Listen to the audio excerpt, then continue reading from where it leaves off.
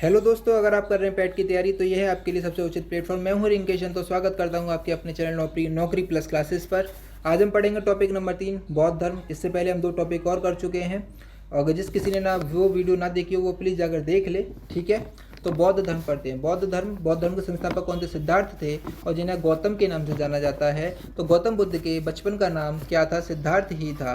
और इनका जन्म 563 ईसा पूर्व में कपिल वस्तु के निकट लुम्बिनी नामक स्थान पर हुआ। तो जो आज कहाँ पर है? जो आज नेपाल में स्थित है। ठीक है भैया, ठीक है। आगे चलते हैं। बुद्ध क्षत्रिय थे और शाक्य नामक छोटे से गढ़ से संबंधित थे।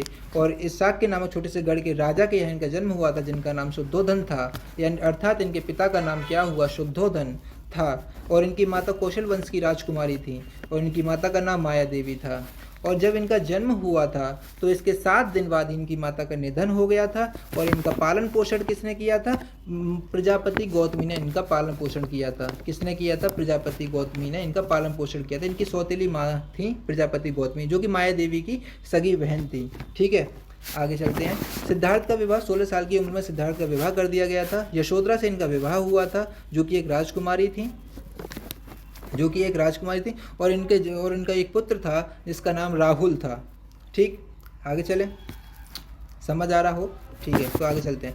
तो इसके बाद 29 साल की उम्र में बुद्ध के जीवन के 4 दृश्य उन्हें त्याग के मार्ग पर ले गए थे। वो दृश्य क्या क्या थे? वो दृश्य थे एक बूढ़ा आदमी, एक बीमार व्यक्ति, एक सन्यासी और एक मृत व्यक्ति। अर्थात यानी कि इनके बारे में एक कहानी है कि जब इनका जन्म हुआ था तो इनके पिता ने सिद्धार्थ की भविष्यवाणी करने के लिए 8 ब्राह्मणों को घर पर आमंत्रित किया था। तो इन ब्राह्मणों ने भविष्यवाणी की थी कि यह बालक या तो एक महान राजा बनेगा या एक महान पथ प्रदर्शक सन्यासी बनेगा। तो राजा शुद्धोधन ने उनकी भविष्यवाणी को सुनकर यह निश्चय किया कि सिद्धार्थ को सभी दुखों से दूर रखेंगे, जिसकी वजह से उन्होंने सिद्धार्थ को ऋतुओं के अनुकूल अलग अलग घर बनवाए जहाँ पर उनको रखा गया था। लेकिन ये सभी प्रयास उनके विफल हुए, क्योंकि जब वो एक बार अपने सारथी चन्ना के साथ भ्रमण पर निकले थे या घूमने के लिए निकले थे, तो उनके सामने 4 दृश्य आए थे। वो 4 दृश्य कौन से थे? ये थे 4 दृश्य। एक बूढ़ा आदमी, एक बीमार व्यक्ति, एक सन्यासी और एक मृत व्यक्ति, जिसको उन्होंने गृह त्याग करने के लिए प्रेरित किया और उन्होंने गृह त्याग किया।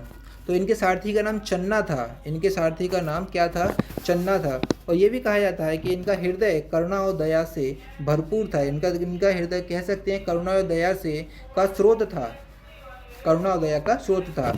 और आपने इस कहानी को सुना भी होगा। एक कहानी और है कि इनके चचेरे भाई देवदत्त ने जब हंस को जब तीर मारकर घायल कर दिया था, तो फिर इन्होंने ही उस हंस की सहायता की थी, जो हंस की जान बचाई थी। ठीक है, तो हमारा कहने का मतलब ये था कि इनको 4 दृश्य जो थे वो कौन से 4 दृश्य थे? एक बूढ़ा आदमी, एक बीमार व्यक्ति, एक सन्यासी और एक मृत व्यक्ति। ये इनको त्याग के मार्ग पर ले गए थे, गृह त्याग के मार्ग पर ले गए थे, त्याग के मार्ग पर ले गए थे। ठीक है, और सिद्धार्थ के गृह त्याग की घटना को बौद्ध धर्म में महाबहिष्क्रमण कहते हैं। तो किस वर्ष में 29 साल की उम्र में इन्होंने गृह त्याग किया था? ठीक है, और गृह त्याग की घटना को महाबहिष्क्रमण कहा जाता है। इनके सारथी का नाम क्या था? चन्ना था। इसे भी याद रखेंगे आप। ठीक है, जब ये घर से बाहर गए थे, जब इन्होंने गृह त्यागा था, तो उन्होंने अपना पहला गुरु आलार कलाम को बनाया था। किसको बनाया था? आलार कलाम को इन्होंने अपना पहला गुरु बनाया था, और जिनसे इन्होंने सांख्य दर्शन की शिक्षा प्राप्त की थी। इसकी सांख्य दर्शन की शिक्षा प्राप्त की थी। और इनके दूसरे गुरु का नाम था उद्दक, जिनसे उन्होंने योग साधना सीखी थी। लेकिन इनसे इन्हें संतोष प्राप्त नहीं हुआ। और ज्ञान की प्राप्ति के लिए उन्होंने स्वयं ही रास्ता ढूंढने का निश्चय किया।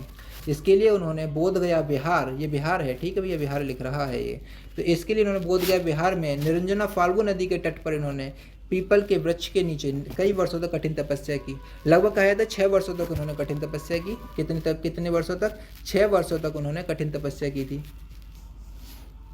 ठीक है, 6 वर्षों तक उन्होंने कठिन तपस्या की। इसके बाद सिद्धार्थ को ज्ञान की प्राप्ति हुई, और तभी से सिद्धार्थ बुद्ध कहलाए थे। ठीक है, तो क्वेश्चन ये आ सकता है कि बुद्ध के उन्होंने जो तपस्या की थी वो कहाँ पर की थी? बोध गया निरंजना फाल्गु नदी के तट पर इन्होंने तपस्या की थी। ठीक है, और जिस पीपल के वृक्ष की इन्होंने तपस्या की, जिस पीपल के वृक्ष के नीचे बैठकर उन्होंने तपस्या की थी, उसको हम बोधि वृक्ष के नाम से भी जानते हैं। किसके नाम से जाना जाता है? वो बोधि वृक्ष के नाम से जाना जाता है। ठीक है, आशा करता हूँ आपको समझ आ रहा होगा।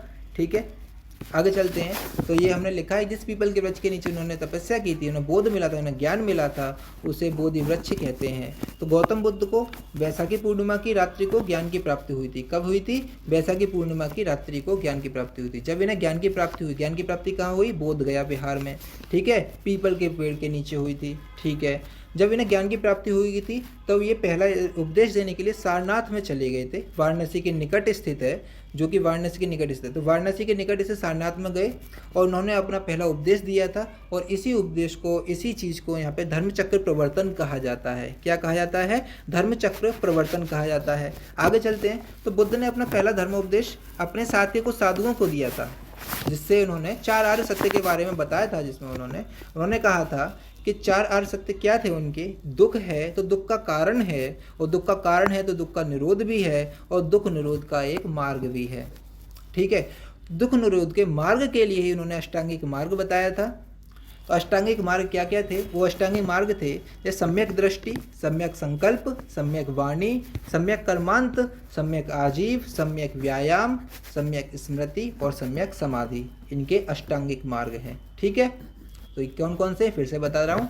सम्यक दृष्टि, नंबर 2 पे आता है सम्यक संकल्प, नंबर 3 पे आता है सम्यक वाणी, फिर आता है सम्यक कर्मांत, फिर आता है सम्यक आजीव, फिर आता है सम्यक व्यायाम, सम्यक स्मृति और सम्यक समाधि, ठीक है। तो बौद्ध धर्म में संघ का बड़ा स्थान था। तो इस धर्म में बुद्ध, धम्म और संघ को त्रिरत्न कहा जाता है। क्या कहा जाता है? त्रिरत्न। किसको? बुद्ध, धम्म और संघ को त्रिरत्न कहा जाता है। इसको आपको याद रखना है, ठीक है। तो त्रिरत्न का मतलब क्या है? त्रिरत्न का मतलब क्या है? त्रिरत्न का मतलब है बुद्ध, धम्म और संघ, ठीक है। आगे चलते हैं। तो राजा शुद्धोधन की जब मृत्यु हो गई थी तो बौद्ध संघ में प्रवेश लेने वाली पहली महिला कौन थी? प्रजापति गौतमी बौद्ध संघ में प्रवेश लेने वाली पहली महिला बनी थी। ये याद रखना है। पहली महिला कौन थी? प्रजापति गौतमी बौद्ध संघ में प्रवेश लेने वाली पहली महिला थी, ठीक है। और आनंद कौन थे? आनंद उनके सर्वश्रेष्ठ शिष्यों में से एक थे, और बुद्ध आनंद को ही संबोधित करके अपने उपदेश देते थे, ठीक है। तो ये आनंद कौन थे? आनंद उनके शिष्य थे, उनके प्रिय शिष्य थे, ठीक है। और तथागत बुद्ध के अनुसार किसी की भी प्राप्ति के लिए मध्यम मार्ग ही ठीक होता है। इन्होंने कहा था कोई भी चीज़ प्राप्ति करनी है आपको तो मध्यम मार्ग ही ठीक है। इसके लिए तपस्या करनी पड़ती है, मध्यम मार्ग के लिए तपस्या करनी पड़ती है। और मध्यम मार्ग है विलासिता, मितव्ययिता और दोनों का त्याग करना, ठीक है। विलासिता और मितव्ययिता का त्याग करना, ठीक है। आगे चलते हैं। गौतम बुद्ध ने अपने उपदेश पाली भाषा में दिए थे, और त्रिपिटक जो कि इनका एक बौद्ध धर्म का एक ग्रंथ है, मुख्य ग्रंथ है, वो भी पाली भाषा में लिखा गया है। तो भगवान बुद्ध का परिनिर्वाण हुआ था। परिनिर्वाण कब हुआ था? 483 ईसा पूर्व इनका परिनिर्वाण हुआ था। कब हुआ था इनका परिनिर्वाण? 483 ईसा पूर्व इनका परिनिर्वाण हुआ था, और कुशीनगर भारत में हुआ था। कुशीनगर भारत में हुआ था। ये क्वेश्चन आ चुका है एग्जाम में कि जहाँ पर इनका परिनिर्वाण हुआ था वो किस राज्य में स्थित है? तो वो उत्तर प्रदेश राज्य में स्थित है। किस राज्य में स्थित है? उत्तर प्रदेश राज्य में स्थित है। तो कुशीनगर उत्तर प्रदेश राज्य में स्थित है, ठीक है। कुशीनगर में इनका महापरिनिर्वाण हुआ था, और कुशीनगर उत्तर प्रदेश राज्य में स्थित है। आगे चलते हैं कि वर्तमान में बौद्ध धर्म के कितने संप्रदाय हैं? कौन कौन से संप्रदाय हैं? थेरावाद, महायान और वज्रयान वर्तमान में बौद्ध धर्म के संप्रदाय हैं। और ये भी आता है कि भारत में कौन सा संप्रदाय बौद्ध धर्म का रहता है, तो मोस्टली थेरावाद, यानी कि उसे नवयान कहते हैं यहाँ पर। जैसे थेरावाद ही नवयान है, ठीक है, याद कर सकते हैं। थेरावाद के लोग ही इंडिया में रहते हैं, यानी कि नवयान के लोग रहते हैं। थेरावाद को नवयान कहा जाता है, ठीक है। आगे चलते हैं। बौद्ध धर्म में पंचशील का बहुत महत्व है, जिसमें पंचशील के सिद्धांत क्या क्या हैं? अहिंसा, अस्तेय, अपरिग्रह, सत्य और सभी नशा से विरत, ये इनके पंचशील हैं, ठीक है। तो लाइट ऑफ एशिया किसे कहा जाता है? इंपॉर्टेंट पॉइंट है लाइट ऑफ एशिया। एग्जाम में पूछ लिया गया है पहले कि किसको लाइट ऑफ एशिया कहा जाता है, तो महात्मा बुद्ध को लाइट ऑफ एशिया कहा जाता है। किसको कहा जाता है? महात्मा बुद्ध को लाइट ऑफ एशिया कहा जाता है, ठीक है भाई, ठीक। आगे चलते हैं। तो अश्वघोष के द्वारा एक महाकाव्य रचित है बुद्ध चरित्र, जिसमें बुद्ध के जन्म के समय से लेकर उनके परिनिर्वाण प्राप्त करने तक बुद्ध के जीवन के बारे में पूरा वर्णन किया गया है, ठीक है। कब से कब तक? उनके जन्म से लेकर उनके महापरिनिर्वाण तक के। किसने? अश्वघोष ने एक महाकाव्य लिखा है जिसका नाम है बुद्ध चरित्र, जिसका नाम क्या है बुद्ध चरित। अच्छा, जो बौद्ध धर्म का जो पवित्र ग्रंथ है त्रिपिटक, त्रिपिटक 3 ग्रंथों से मिलकर, 3 साहित्यों से मिलकर बना है, इसलिए उसे त्रिपिटक कहते हैं। कौन कौन से हैं? जैसे विनय पिटक, सुत्त पिटक और अभिधम्म पिटक। कौन कौन से हैं? विनय पिटक, सुत्त पिटक और अभिधम्म पिटक से मिलकर त्रिपिटक बना है। विनय पिटक में क्या है? संघ में रहने वाले बौद्ध भिक्षुओं के लिए बनाए गए नियम हैं। सुत्त पिटक में बुद्ध के वचन हैं और अभिधम्म पिटक में बुद्ध के धार्मिक वचन हैं। तो समझ आ रहा होगा, आशा करता हूँ समझ आ रहा होगा। अगर समझ आ रहा है तो प्लीज़ हमारे चैनल को सब्सक्राइब जरूर करना, ठीक है। आगे चलते हैं मिलिंद-पानो। तो मिलिंद-पानो एक बौद्ध पाठ है जो कि पाली भाषा में लिखा गया है और इसमें बौद्ध भिक्षु नागसेन और मिलिंद के बीच हुई वार्तालाप का वर्णन है। किस किस के? नागसेन और मिलिंद के बीच के वार्तालाप का वर्णन है, ठीक है। तो इतना सब कुछ इंपॉर्टेंट ही है सब कुछ। इसके बाद आते हैं बौद्ध सभाएं। बौद्ध सभाओं में से क्वेश्चन पूछ लिया जाता है और आपको 4 बौद्ध सभा याद रखनी है। तो बौद्ध धर्म में कुछ 4 बौद्ध सभाएं हुई थी। पहली बौद्ध सभा इनकी मृत्यु के पश्चात हुई थी 483 ईसा पूर्व में, अजातशत्रु के द्वारा कराई गई थी। बिहार में राजगढ़ के पास सप्तपर्णी गुफाओं में आयोजित हुई थी। कहाँ आयोजित हुई थी? सप्तपर्णी गुफाओं में आयोजित हुई थी। बिहार में राजगढ़ के पास सप्तपर्णी गुफाओं में आयोजित हुई थी और इसी सभा में उपाली के द्वारा विनय और सुत्त पिटक संकलित किए गए थे। विनय और सुत्त पिटक संकलित किए गए थे, ठीक है। 2 बौद्ध साहित्य थे। अभी अभिधम्म पिटक नहीं आया था, अभी तक त्रिपिटक नहीं हुआ है। तीसरी बौद्ध सभा से त्रिपिटक हुआ था, ठीक है। अभिधम्म पिटक आया था तीसरी बौद्ध सभा में, ठीक है। तो द्वितीय बौद्ध सभा को देखते हैं। द्वितीय बौद्ध सभा 383 ईसा पूर्व में हुई थी। उसे राजा कालाशोक के संरक्षण में की गई थी और ये वैशाली में हुई थी। कहाँ हुई थी? ये वैशाली में हुई थी, ठीक है। आगे चलते हैं। तृतीय सभा 250 ईसा पूर्व में राजा अशोक के द्वारा कराई गई थी और इसकी ये कहाँ हुई थी? पाटलिपुत्र में हुई थी। और इसी सभा के दौरान अभिधम्म पिटक को जोड़ा गया था। ये पिटक है, ये पिटक नहीं है, पिटक है, ठीक है। क्या है? पिटक है। और अभिधम्म पिटक, हाँ ठीक है। और बौद्ध धर्म के पवित्र ग्रंथ कौन थे? त्रिपिटक को संकलित किया गया था, ठीक है। बौद्ध धर्म के पवित्र ग्रंथ को, त्रिपिटक को संकलित कर लिया गया था तीसरी सभा के दौरान। आगे चलते हैं चतुर्थ सभा। तो चौथी सभा 78 ईस्वी में हुई थी और राजा कनिष्क के द्वारा कराई गई थी और यह हुई थी कश्मीर के कुंडल वन में आयोजित की गई थी। कहाँ आयोजित की गई थी? कश्मीर के कुंडल वन में आयोजित की गई थी। चतुर्थ सभा के दौरान हीनयान और महायान को विभाजित किया गया था, यानी कि बौद्ध धर्म के संप्रदाय को विभाजित कर दिया था हीनयान और महायान में, ठीक है। आगे चलते हैं। तो यहाँ तक आपका ये कंप्लीट होता है। इसके बाद कुछ 1 लाइनर क्वेश्चन हैं जो कि एग्जाम में, प्रीवियस एग्जाम में आ चुके हैं, तो उसको मैं लिखा रहा हूँ, ठीक है, उसको कर रहा हूँ। तो कौन कौन से हैं इसे देखो। सारनाथ में स्थित धमेक स्तूप का निर्माण महान मौर्य सम्राट अशोक ने किया था। तो क्वेश्चन आ सकता है कि धमेक स्तूप का निर्माण किसने करवाया था? तो इसका जवाब होगा अशोक ने करवाया था। यह भारत में स्थित बौद्ध संरचनाओं में से एक है, ठीक है। महाबोधि मंदिर कहाँ पर है? महाबोधि मंदिर भारत में है, इसे याद रखेंगे आप। महाबोधि मंदिर भारत में है। धमेक का निर्माण किसने कराया था? अशोक ने करवाया था और यह बौद्ध धर्म से संबंधित है। आगे चलते हैं। बौद्ध भिक्षुओं के लिए निर्मित लोम ऋषि की गुफाएं। लोम ऋषि गुफाएं कहाँ स्थित? बिहार में स्थित हैं। लोम ऋषि गुफा बिहार में स्थित है। महाबोधि मंदिर भी बिहार में स्थित है, ठीक है भाई, याद रखना इस चीज़ को। आगे चलते हैं। गौतम बुद्ध के जन्म दिवस की स्मृति में वेसक स्मृति दिवस मनाया जाता है। क्या मनाया जाता है? वेसक।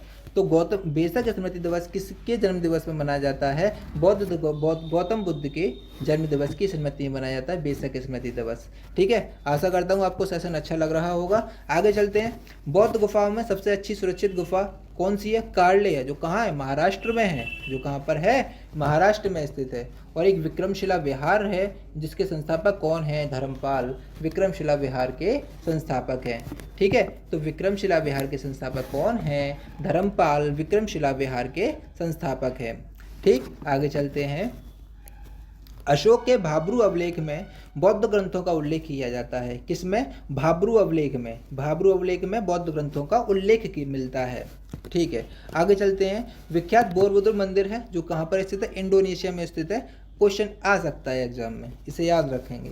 और गंधार कला हिंदू यूनानी कलाओं का संयोजन है और भरहुत बौद्ध धर्म से संबंधित है। ये कुछ एक एक लाइन के क्वेश्चन थे जो कि प्रीवियस एग्जाम में पूछ लिए गए थे, इसलिए मैंने इन्हें आपको यहाँ लिखा दिया है, इसे याद रख लेंगे। ठीक है, सब चीज़ याद रखेंगे। बोरबुदुर मंदिर कहाँ है? इंडोनेशिया में, ये पूछा है। तो भावरू अभिलेख किस धर्म से संबंधित है? बौद्ध से संबंधित है, तो इसे आप याद रखेंगे।